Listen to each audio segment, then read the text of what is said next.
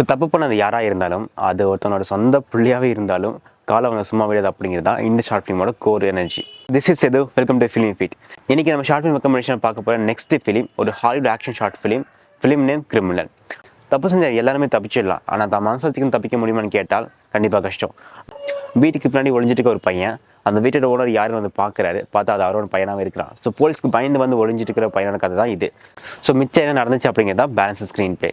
So ஒரு படத்தில் வந்து பிரம்மாண்டத்தை காட்ட தேவையில்லை, டெக்னிக்கலாக மேஜிக் தெரிஞ்சாலே போதும் படத்தை பயங்கரமாக காட்ட முடியும் அப்படிங்கிறத இந்த படத்தை எக்ஸ்பிளைன் பண்ணியிருக்கிறாங்க.